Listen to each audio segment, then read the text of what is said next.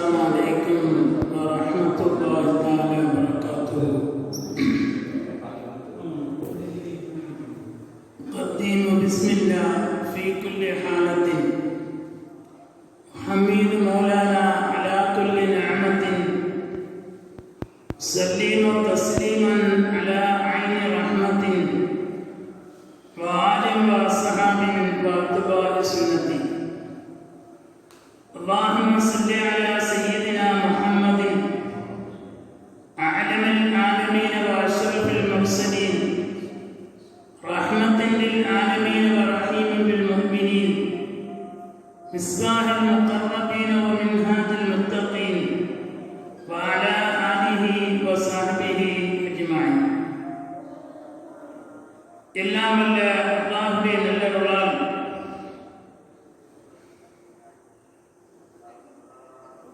நாகூரில் நல்லடக்கம் செய்யப்பட்டிருக்கும் அஸ்ஸையீத் ஷாவுல் ஹமீத் காதிர் அலி அவர்களுடைய நினைவு நாளை முன்னிட்டு நடைபெறக்கூடிய நிகழ்வின் 7வது நாள் நிகழ்ச்சி நடைபெற்றுக் கொண்டிருக்கிறது. இன்றைய தினம் சொற்பொழிவாற்றுவதற்காக ஆத்துப்பள்ளியினுடைய இமாமும் குளத்துப்பள்ளி விலாயத்துல் இஸ்லாம் மதரசாவினுடைய ஆசிரியருமாக இருக்கக்கூடிய மௌலவி அஹ்மத் சாதிக் ஹைரி அவர்களை சொற்பொழிவாற்ற அழைக்கிறேன்.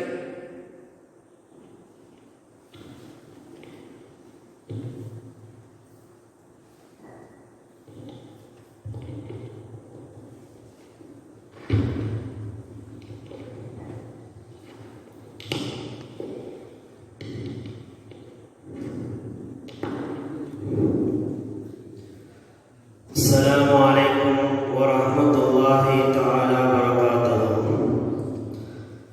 نحمد ونصلي على رسول الكريم، أما بعد، فقد قال الله تعالى في القرآن العظيم وفي القرآن المجيد بعد أعوذ بالله من الشيطان الرجيم بسم الله الرحمن الرحيم وإذا أخذنا ميثاق بني إسرائيل لا تعبدوا إلا الله وبالوالدين إحسانا وذي القربى. قال رسول الله صلى الله عليه وسلم عن أنس رضي الله عنه: من أحب أن يسدد له في رزقه ويوصله في عشره فليصل رحمه، كما قال عليه الصلاة والسلام. புகழனைத்தும் ஏக வல்லவனாகிய அல்லாஹ் ஒருவனுக்கே உரித்தாகட்டுமாக. அவனது சாந்தியும் சமாதானமும் யாரை படைக்காவிட்டால் இந்த உலகத்தை படைத்திருக்க மாட்டேன் என்று இறைவன் கூறினான். அப்படி பெற்ற என் உயிருக்கு மேலான முஹம்மது முஸ்தபா ரசூலே கரீம் ஸல்லல்லாஹு அலைஹி வஸல்லம் தங்கள் அவர்கள் மீதும் அவர்கள் அடிசுவற்றை அடிப்பிரளாமல் அச்சிட்டது போல் அப்படியே பின்பற்றிய சத்திய சஹாபாக்கள், தாபீங்கள், தபா தாபீங்கள், நாதாக்கள், சுகதாக்கள், அன்பியாக்கள், அவுலியாக்கள், இன்னும் குறிப்பாக இந்த சிறப்பான மஜ்லிஸிலே அமர்ந்திருக்கும் நம்மவர்கள் மீதும் நம்மை சார்ந்தவர்கள் மீதும் ஆங்காங்கே விழுந்து கேட்டுக்கொண்டுடைய தாய்மார்கள் அனைவர்கள் மீதும் என்றென்றும் நிலவட்டுமாக. ஆமீன். அல்ஹம்துலில்லாஹ். சிறப்பான ஒரு மஜ்லிஸிலே அல்லாஹ் நம்மை ஒன்று சேர்த்திருக்கிறான். அஸ்ஸையீத் ஷாவுல் ஹமீத் ரலியல்லாஹு பாதுஷா நாகூர் ரஹ்மத்துல்லாஹி அலைஹி அவர்களுடைய நினைவு பெருவிழாவில் அல்லாஹ் தஆலா நம்மை எல்லாம் ஒன்று சேர்த்தது போல் நாளை மறுமையிலும் உயர்தரமான ஜன்னத்துல் ஃபிர்தௌஸ் நாயகம் ஸல்லல்லாஹு அலைஹி வஸல்லம் தங்களுடன் ஒன்று சேர்த்து வைப்பானாக. நம்முடைய தேவைகள் அனைத்தையும் அல்லாஹ் தஆலா இந்த சிறப்பான மஜ்லிஸுடைய பொருட்டால் நிறைவேற்றி தருவானாக. சொல்லக்கூடிய செய்திகளை தெளிவாக சொல்வதற்கும் அதை விளக்கி அதன்படி அமல் செய்வதற்கும் அல்லாஹ் உங்களுக்கும் எனக்கும் தௌஃபீக் செய்வானாக. ஆமீன். கண்ணியத்துக்குரிய அல்லாஹ்வின் நல்லடியார்களே, நாயகம் ஸல்லல்லாஹு அலைஹி வஸல்லம் தங்கள் அவர்கள் வாழக்கூடிய காலத்தில் நமக்கு மத்தியில் உள்ள உறவு முறை என்பது எவ்வாறு இருந்தது என்று சொன்னால், வரலாறு கூறுகிறது, அபு அய்யூப் அல் அன்சாரி என்று சொல்லப்படக்கூடிய ஒரு கிராமவாசி, அபு அய்யூப் அல் அன்சாரி என்று சொல்லப்படக்கூடிய ஒரு கிராமவாசி பெருமானார் ஸல்லல்லாஹு அலைஹி வஸல்லம் தங்கள் அவர்கள் குதிரையிலே பயணம் செய்து வந்து கொண்டிருக்கிறார்கள். வந்து கொண்டிருக்கக்கூடிய பெருமானாருடைய ஒட்டகத்தை தடுத்து நிறுத்துகிறார்.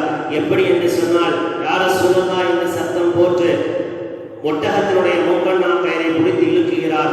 சஹாபாக்கள் தோழர்கள் எல்லாம் இவருக்கு என்ன நிகழ்ந்து விட்டது, இவருக்கு என்ன நிகழ்ந்து விட்டது என்று சொல்லி திட்டிக் கொண்டிருக்கிறார்கள். திட்டுவது மட்டுமல்ல, அவரை அடிக்கவும் முயல்கிறார்கள். பெருமானார் ஸல்லல்லாஹு அலைஹி வஸல்லம் தங்கள் சஹாபாக்களிடத்திலே கூறுகிறார்கள், கொஞ்சம் பொறுமையாக இருங்கள், அவர் என்னதான் செய்தி கேட்க வருகிறார் என்று நாம் பார்ப்போம் என்று பெருமானார் ஸல்லல்லாஹு அலைஹி வஸல்லம் அவர்கள் கூறுகிறார்கள். பெருமானார் வாக்கு சொல்லியவுடன், பெருமானார் சொல்லியவுடன் சஹாபாக்கள் எல்லாம் ஒதுங்கிவிட்டார்கள். சஹாபாக்கள் எல்லாம் ஒதுங்கிவிட்டார்கள். பெருமானத்திலே அந்த கிராமவாசி கேட்கிறார், யா ரசூலல்லாஹ், அவர் அப்போதுதான் இஸ்லாத்தை ஏற்ற புதிய இதிலே இருக்கிறார். இஸ்லாத்தை ஏற்ற புதிய நேரத்தில் இருக்கிறார். அவருக்கு இஸ்லாத்தை பற்றி அவ்வளவாக தெளிவாக விஷயங்கள் எதுவும் விளங்கவில்லை. பெருமானாருடைய வாகனத்தை நிறுத்தி பெருமானத்தில் கேட்கிறார், யா ரசூலல்லாஹ், யா ரசூலல்லாஹ், எனக்கு ஒரு அமலை கற்றுத்தாருங்கள். என்ன அமல் என்று கேட்கிறார்கள். அந்த அமலை கேட்டவுடன் சஹாபாக்கள் எல்லாம் அதிர்ச்சிகளை திகழ்கிறார்கள். என்ன அமல் என்று தெரியுமா? பெருமானத்தில் அந்த கிராமவாசி கேட்கிறார், யா ரசூலல்லாஹ், நீங்கள் ஒரு அமலை எனக்கு கற்றுத்தாருங்கள். அந்த அமலின் மூலமாக நான் சொர்க்கத்தில் புகழ வேண்டும். அந்த அமலின் மூலமாக சொர்க்கத்தினுடன் இலகுவான முறையிலே செல்ல வேண்டும். அப்படிப்பட்ட ஒரே ஒரு அமலை எனக்கு நீங்கள் கற்றுத்தாருங்கள் யா ரசூலல்லாஹ் என்று கேட்கிறார்கள். கேட்டவுடன் பெருமானார் ஸல்லல்லாஹு அலைஹி வஸல்லம் தங்களிடத்திலே இந்த கேள்வியை கேட்டவுடன் சஹாபாக்கள் எல்லாம் திகழ்கிறார்கள். சஹாபாக்களாக இருக்கக்கூடிய, அன்சாரி தோழர்களாக இருக்கக்கூடிய நாம் கேட்காத இப்படி ஒரு கேள்வியை இந்த கிராமவாசி கேட்கிறாரே என்று அதிர்ச்சியிலும் ஆனந்தத்திலும் மகிழ்கிறார்கள். பெருமானார் ஸல்லல்லாஹு அலைஹி வஸல்லம் அவர்கள் அந்த கிராமவாசி கேட்ட கேள்விக்கு பதில் கூறுகிறார்கள். என்ன பதில் என்று சொன்னால், ஒரு பதிலை கூறுகிறார்கள், நீ அல்லாஹ்வை வணங்க வேண்டும், நீ அல்லாஹ்வை மட்டும் வணங்க வேண்டும். உன்னுடைய பழைய மனத்தை, பழைய இணை வைத்துக் கொண்டிருந்தாயே, அதையெல்லாம் தவிர்த்துவிட்டு நீ அல்லாஹ் ஒருவனை மட்டுமே இறைவனாக ஏற்று வணங்க வேண்டும் என்று கூறுகிறார்கள்.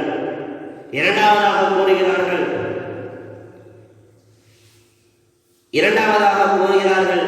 இறைவன் ஒருவன் தான், அல்லாஹ்வை தவிர வேறு யாருக்கும் இணை வைக்க கூடாது என்று இரண்டாவது கூறுகிறார்கள்.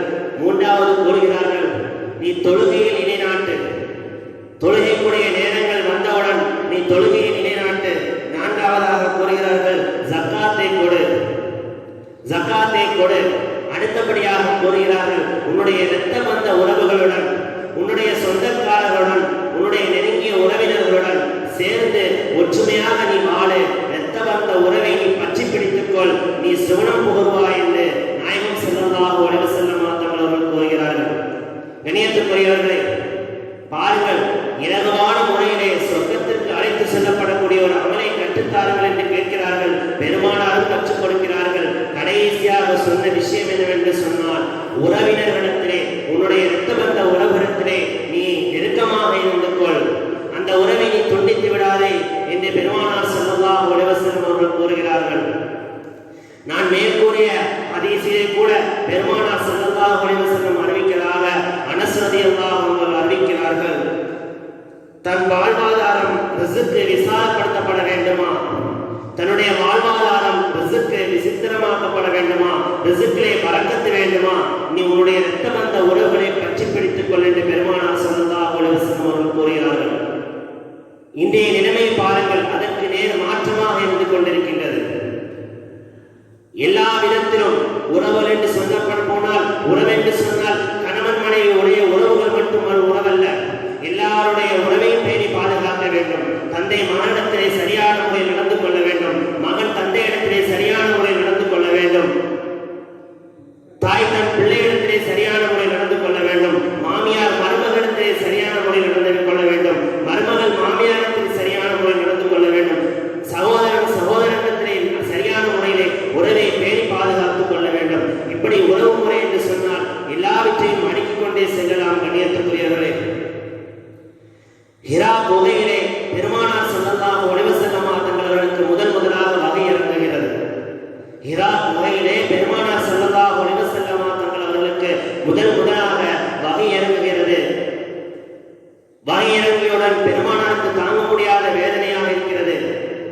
உடலெல்லாம் சூடாக இருக்கிறது. உடனே வீட்டின் பக்கம் விரைந்து வருகிறார்கள். நம்முடைய உம்மஹாத்துல் முஃமினீன் என்று சொல்லப்படக்கூடிய கதீஜா நாயகியுடைய வீட்டில் விரைந்து வருகிறார்கள். விரைந்து வந்து சொல்கிறார்கள், ஜம்மிலூனி ஜம்மிலூனி, என்னை போர்த்துங்கள் என்னை போர்த்துங்கள் என்று கூறுகிறார்கள். ஜம்மிலூனி ஜம்மிலூனி, என்னை போர்த்துங்கள் என்னை போர்த்துங்கள் என்று பெருமானார் ஸல்லல்லாஹு அலைஹி வஸல்லம் அவர்கள் கூறுகிறார்கள். கூறியதும் கதீஜா நாயகி போர்வை எடுத்து நாயகம் ஸல்லல்லாஹு அலைஹி வஸல்லம் அவர்களுடைய மேல் போர்த்திவிட்டு, யா ரசூலல்லாஹ், எதற்காக நீங்கள் அஞ்சுகிறீர்கள்? பெருமானாரிடத்திலே கதீஜா நாயகி கேட்கக்கூடிய பதில், யா ரசூலல்லாஹ், எதற்காக நீங்கள் அஞ்சுகிறீர்கள்? அல்லாஹ் உங்களுடைய இறைவன் அல்லாஹ் தஆலா உங்களை ஒருபோதும் கைவிட மாட்டான். எதற்காக யா ரசூலல்லாஹ் நீங்கள் அஞ்சுகிறீர்கள் என்று பெருமானார் ஸல்லல்லாஹு அலைஹி வஸல்லம் இடத்திலே கதீஜா நாயகி கேட்கிறார்கள். கண்ணியத்துக்குரியவர்களே, கணவன் மனைவி உறவு எப்படி இருக்க வேண்டும் என்பதை இந்த சம்பவத்தின் மூலமாக கதீஜா நாயகி நமக்கு விளக்கி தருகிறார்கள். தாய்கள் பெண்மணிகள் அனைவரும் கண்டு கவனிக்க வேண்டும். கணவன் என்பவன் 4 இடங்களுக்கு சென்று வருபவன்.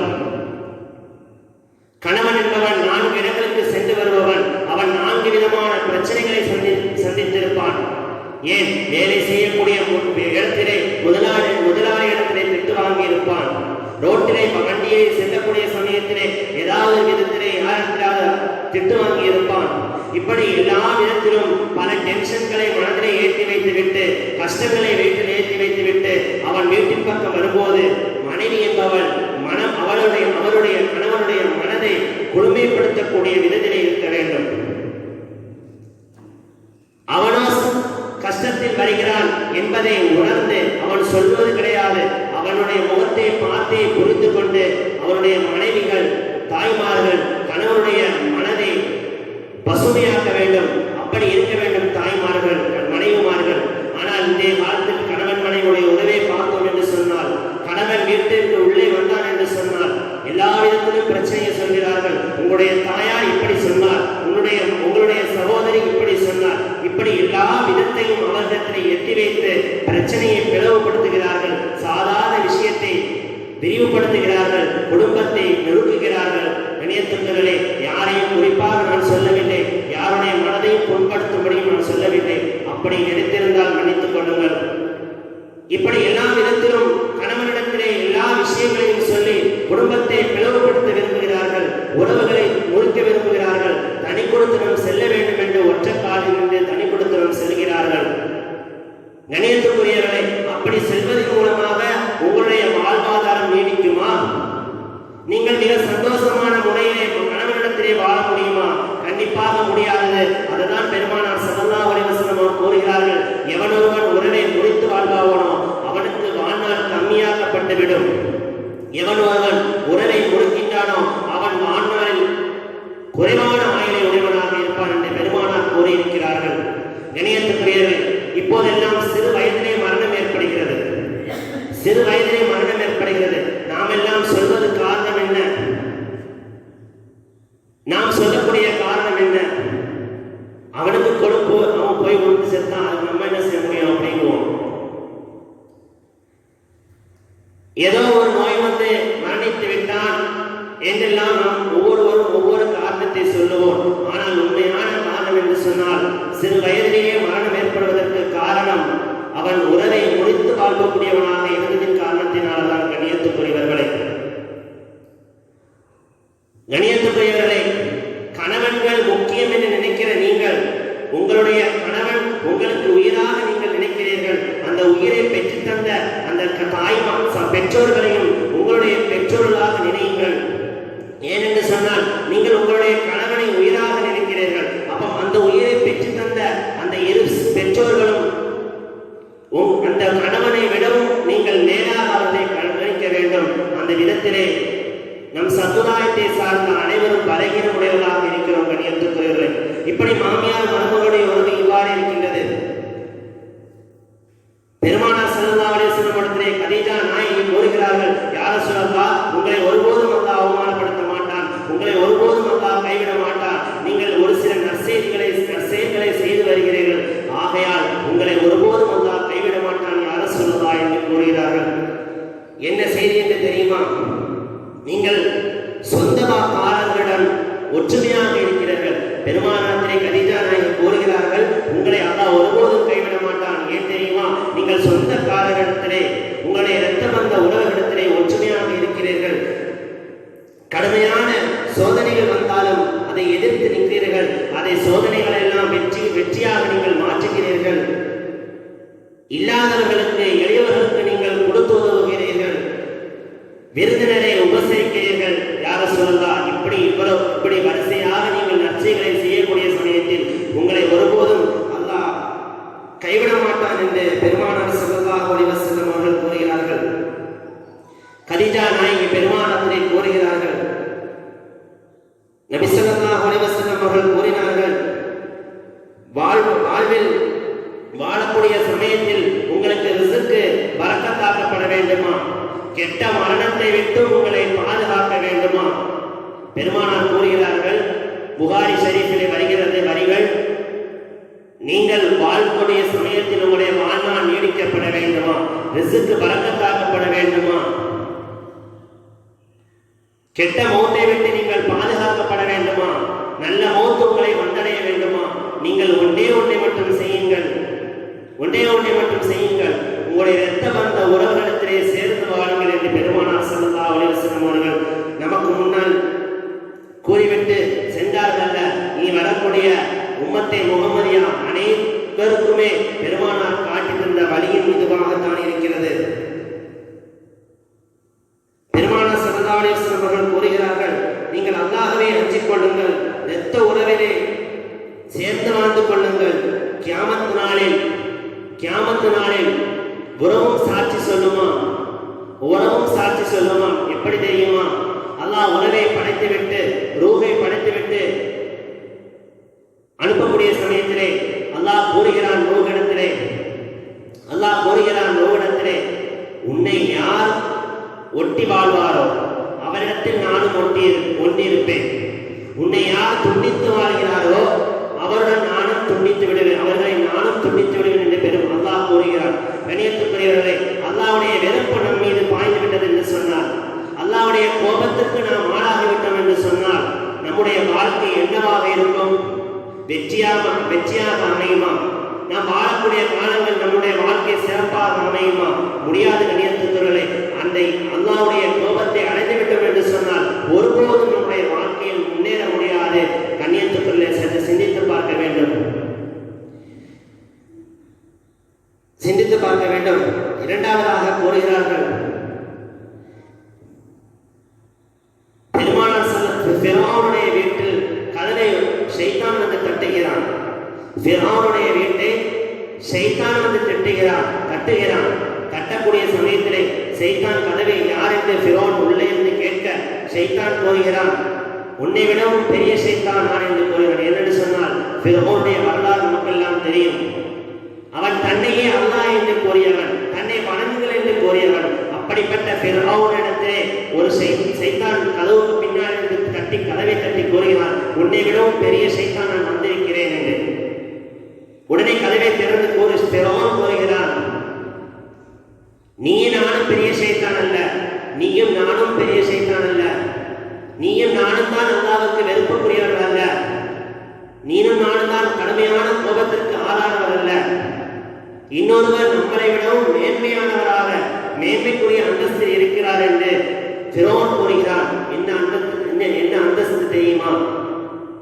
எவன் ஒருவன் குடும்ப உறவை முறித்து வாழ்வானோ, எவன் ஒருவன் இரத்த பந்த உறவை பிளவுபடுத்தி வாழ்கிறானோ அவன் நம்மளை விடவும் மிகப்பெரிய இறைவனிடத்திலே கோபத்துக்கு உள்ளானவன், அல்லாஹ்விடத்திலே கோபத்துக்கு உரித்தானவன் என்று ஃபிரௌன் ஷைத்தானிடத்திலே கூறுகிறார்கள்.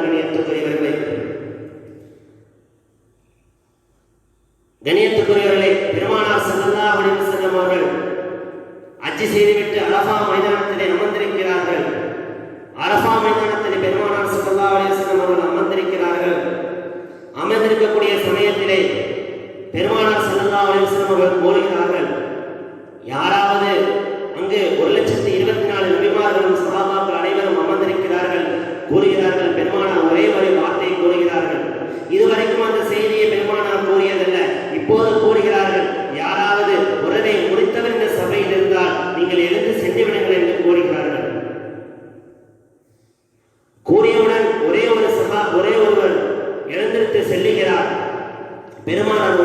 எழுந்திருக்கவில்லை, இதற்காக எழுந்திருக்கிறீர்கள் என்று பெருமானார் கூறியவுடன் ஒருவர் மட்டும் எழுந்து செல்லுகிறார். சென்று சிறிது நேரம் கழித்து வருகிறார். அப்போது பெருமானார் கேட்கிறார்கள், யார் ரசூலல்லாஹ்? பெருமானார்கள் சஹாபியிடத்திலே கேட்கிறார்கள், நீங்கள் இருந்தீர்கள், நான் சொன்னவுடன் எழுந்திருந்து சென்றீர்கள், எதற்காக சென்றீர்கள், எங்கு சென்றீர்கள் என்று கேட்கிறார்கள். உடனே அவர் கூறுகிறார், மனிதர் கூறுகிறார், யார் ரசூலல்லாஹ், என்னுடைய தாய்களும் உடன் பிறந்த சகோதரனுடைய சிறிய தாயார், அவர்களிடத்தை நான் சிறிது தினங்களாக பேச்சுவார்த்தை இல்லாமல் இருந்தேன்.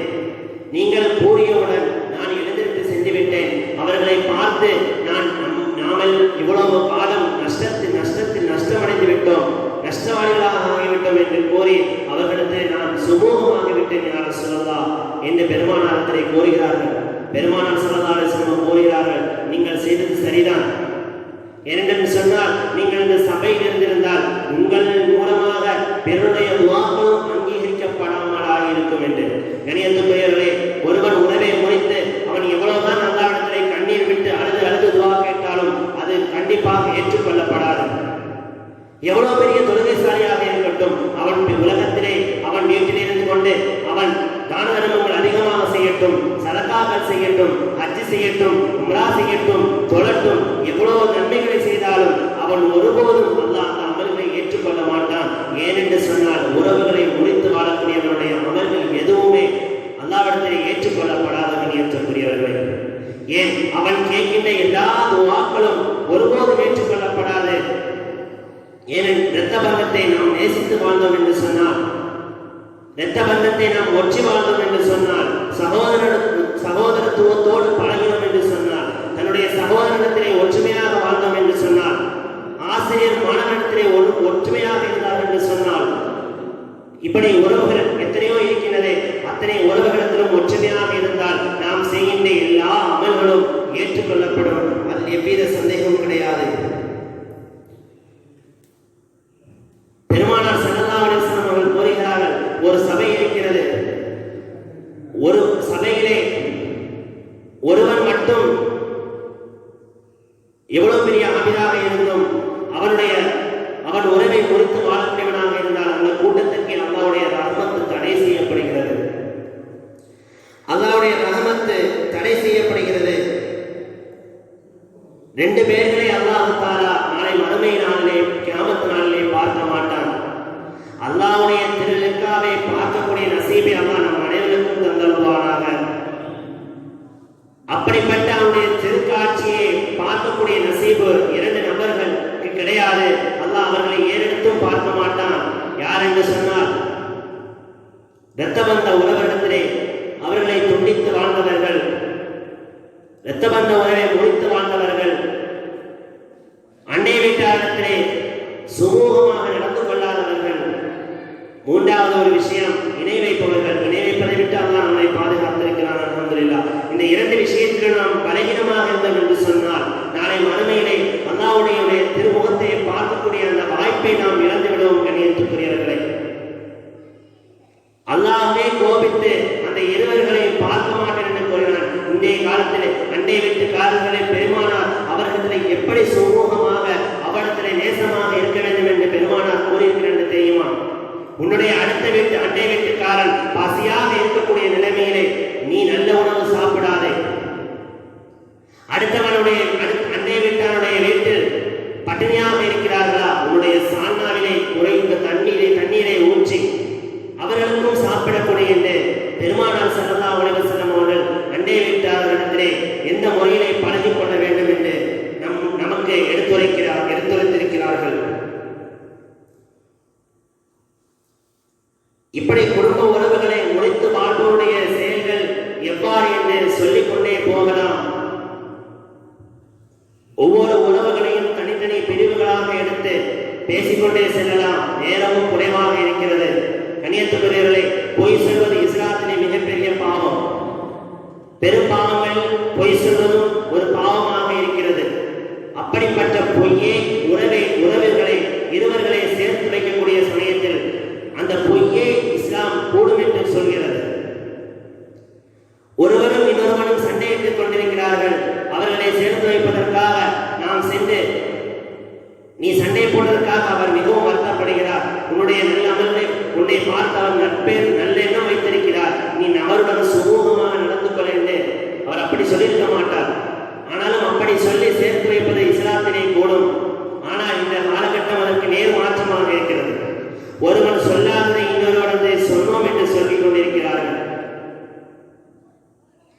அவன் சொல்லாத செயலெல்லாம் சொல்லி ஊட்டிவிட்டு சண்டையை இன்னும் அதிகமாக கூறுகிறார்களே தவிர, இன்னும் எப்படியெல்லாம் எரிகிற நெருப்பில் வெண்ணையை வைக்க முடியுமோ அப்படி வீட்டுகிறார்களே தவிர, யாரும் உறவுகளை தடுத்து நிறுத்தவில்லை, உறவுகளை சேர்த்து வைக்கவில்லை. கணேசர்களே, உறவுடைய விஷயத்தில் நாம் பலகீனமாக இருக்கிறோம். உறவினருடன் நம்முடைய இரத்த வந்த உறவுடன் சேர்ந்து வாழக்கூடிய தௌஃபீக்கை அல்லாஹ் நமக்கு தருவானாக. எல்லா விதத்திலும் எவ்வளவுதான் கஷ்டங்கள் வந்தாலும், உறவினர்களால், சொந்த பந்தங்களால், சகோதர சகோதரிகளால் எவ்வளவுதான் சோதனைகள் வந்தாலும் அதை தாங்கி பொறுமை எடுக்கக்கூடிய அதிகமான பொறுமைசாலிகளாக அல்லாஹ் நம்மை ஆக்குவானாக.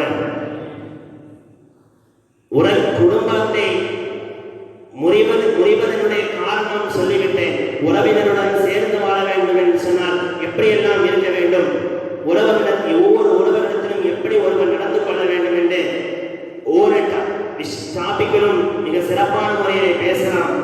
மூத்த உஸ்தாதுமார்கள் நேற்றைய தினமே நம்மிடத்திலே வேண்டுகோள் வைத்து விட்டார்கள். அதற்கு இணங்க இன்னும் செய்திகள் இருக்கிறது. ஆனாலும் ஆசிரியருடைய பேச்சுக்கு கட்டுப்பட்டு இன்ஷா அல்லாஹ் அடுத்த முறையில் வாய்ப்பு கிடைத்தால் மிக தெளிவான முறையில் உங்கள் முன்னால் உரையாற்றுகிறேன் இன்ஷா அல்லாஹ். நாம் கேட்ட செய்திகள் அனைத்தையும் அல்லாஹ் கபூல் செய்து கொள்வானாக. இந்த சபையை புரிந்து கொள்வானாக. இந்த சபையில் வந்த அனைவரையும் அல்லாஹ் கபூல் செய்து கொள்வானாக. இந்த சபைக்காக வேண்டி நாகூர் ஷாவுல் ஹமீது நாகூரி ரஹ்மத்துல்லாஹி அலைஹினுடைய நிகழ்ச்சிகளை தினவிழாவை சிறப்புப்படுத்த வேண்டும் என்று உடலாலும் உள்ளத்தாலும் மனதளவிலும் பொருளளவிலும் உதவி செய்து கொண்டிருக்கக்கூடிய அனைத்து நல்லுள்ளங்களுக்கும் அல்லாஹ் அவருடைய ஆஜாத்துக்களை நிறைவேற்றி கொடுப்பானாக. இந்த நிகழ்ச்சியை தலைமை தாங்கி நடத்தக்கூடிய ஹஸரத் அவர்களுக்கு உடல் ஆரோக்கியத்துடன் கூடிய நீடித்த ஆயுளை கொடுப்பானாக. நம்முடைய ஊரை அவுலியாக்களை சிறப்புப்படுத்துவதன் மூலமாக நம் ஊர்காரர்களையும் நம் ஊரையும் சிறப்புப்படுத்துவானாக. கடலிலும் கரையிலிருந்து வரக்கூடிய ஆபத்துகளை விட்டும் அல்லாஹ் பாதுகாப்பானாக. ஒற்றுமையாக திகழக்கூடிய ஊராக நம்முடைய ஊரை அல்லாஹ் ஆக்கி அருள் புரிவானாக. வாஹிர் தருவானா அல்ஹம்துலில்லாஹி ரப்பில் ஆலமீன். அஸ்ஸலாமு அலைக்கும் வரஹ்மத்துல்லாஹி தஆலா வபரகாத்துஹு.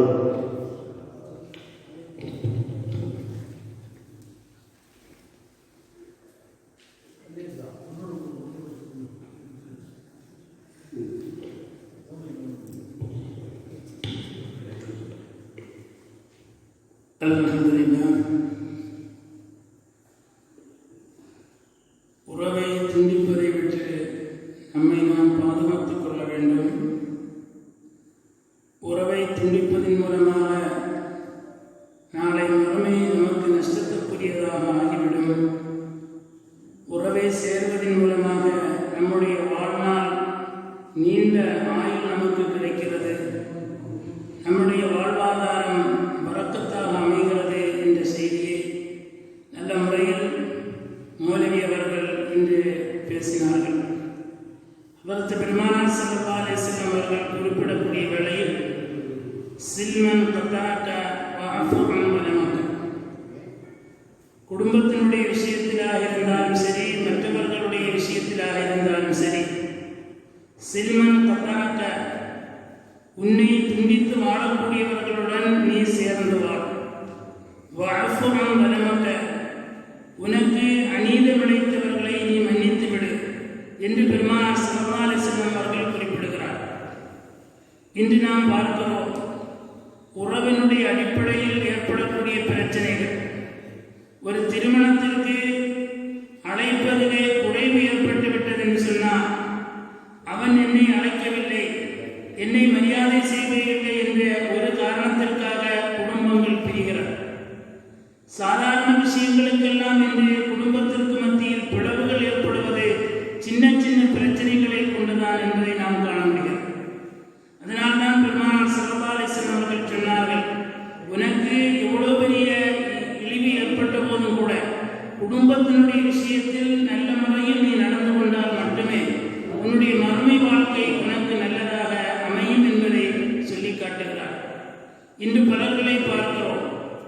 தங்களுடைய அந்த உறவினுடைய விரிசலை வெளிப்படுத்தும் விதமாக, நான் மரித்து விட்டால், நான் இறந்து விட்டால் என்னை அவன் வந்து பார்க்கக்கூடாது, இது போன்றுள்ள வாசகங்கள் எல்லாம் வந்து சர்வசாதாரணமாக நடைபெற்றுக் கொண்டிருக்கிறது.